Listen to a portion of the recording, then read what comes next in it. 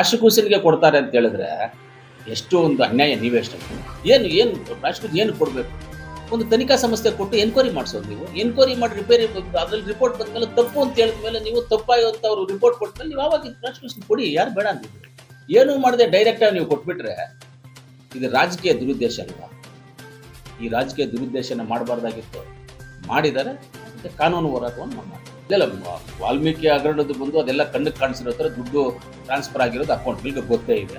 ಅದು ತಪ್ಪೆ. ಅವರು ಮಂತ್ರಿನೂ ಇವಾಗ ಆಲ್ರೆಡಿ ಅರೆಸ್ಟ್ ಮಾಡಿ ಅವರು ಜೈಲಲ್ಲಿದ್ದಾರೆ. ಇನ್ನೊಬ್ಬರು ಬೋರ್ಡ್ ಚೇರ್ಮನು ಅವ್ರದ್ದು ಕೇಸ್ ಆಗಿದೆ, ಅವ್ರದ್ದು ಎನ್ಕ್ವೈರಿ ನಡೀತದೆ. ಅದು ತಪ್ಪಾಗಿರೋದ್ರಿಂದ ಕರೆಕ್ಟಾಗಿ ಮಾಡಿದ್ದಾರೆ. ಅದನ್ನು ನಮ್ಮ ಸರ್ಕಾರ ಎದ್ಕೊಂಡು ಆಗಿದೆ, ಕೆಲಸ ಆಗಿದೆ. ಇವಾಗ ಮಂತ್ರಿನ ಜೈಲಲ್ಲಿ ಇದ್ದಾರೆ ಇಲ್ವಾ?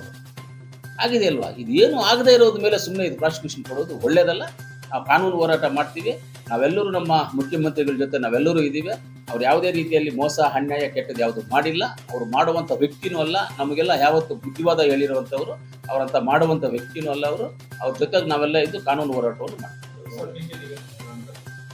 ರಾಜೀನಾಮೆ ಕೊಡಲ್ಲ ಸಿದ್ದರಾಮಣ್ಣ ಅವ್ರು. ಯಾಕೆ ಕೊಡಲ್ಲ ಅಂದ್ರೆ ಅವ್ರೇನು ತಪ್ಪು ಮಾಡಿಲ್ಲ. ತಪ್ಪು ಮಾಡಿದ್ರೆ ಹೇಳಿ, ಯಾಕೆ ಲೀಗಲ್ ಆಗಿ ಹೋರಾಟ ಮಾಡ್ತೀವಿ ಅದ್ರ ಬಗ್ಗೆ.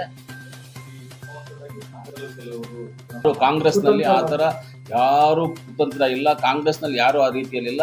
ನಮ್ಮ ಗಮನ ಎಲ್ಲ ಒಂದೇ ಕಡೆ ಇದೆ, ಅಭಿವೃದ್ಧಿ ಕಡೆ ನಮ್ಮ ಗಮನ ಇದೆ. ಅಭಿವೃದ್ಧಿ ವಿಚಾರದಲ್ಲಿ ನಾವು ಮುಂದೆ ಹೋಗ್ತಾ ಇದ್ದೀವಿ. ಅಭಿವೃದ್ಧಿ ಮಾಡಬೇಕು ಅನ್ನೋದು ಗಮನ ಬಿಟ್ಟರೆ ಅವ್ರನ್ನ ಇಳಿಸ್ಬೇಕು, ಇವ್ರನ್ನ ಕುಂಡಿಸ್ಬೇಕು ಅನ್ನೋವಂಥದ್ದು ನಿಜವಾಗ್ಲೂ ನಾನಂದರೆ ಇದು ಮೀಡಿಯಾ ಮುಂದೆ ಏನೋ ಒಂದು ಹೇಳಬೇಕು ಅಂತ ಹೇಳ್ತಾ ಇರೋ ಮಾತಲ್ಲ. ಇದು ಒರಿಜಿನಲ್ ಆಗಿ 100% ಭಾಗ ಅವ್ರು ನಿಲ್ಲಿಸ್ಬೇಕು ಅನ್ನೋ ಒಂದು ಉದ್ದೇಶ ಯಾರಿಗೂ ನಮ್ಮ ಪಕ್ಷದಲ್ಲಿ ಇಲ್ಲ, ಏನೂ ಇಲ್ಲ. ಇಲ್ಲ, ಖಂಡಿತವಾಗ್ಲೂ ಈ ರೀತಿಯಲ್ಲಿ ಆಗ್ತಾ ಇರೋದು ಸರ್ಕಾರದ ವರ್ಚಸ್ಸಿಗೆ, ಮುಖ್ಯಮಂತ್ರಿಗಳ ವರ್ಚಸ್ಸಿಗೆ ಧಕ್ಕೆ ಆಗುತ್ತೆ ಅನ್ನೋದನ್ನು ನೀವು ಹೇಳ್ತಾ ಇದ್ದೀರಾ. ಆದರೆ ನಾವೇನು ತಪ್ಪು ಮಾಡಿಲ್ಲ. ಸಿದ್ದರಾಮಣ್ಣ ಅವರು ಏನು ತಪ್ಪು ಮಾಡಿಲ್ಲ.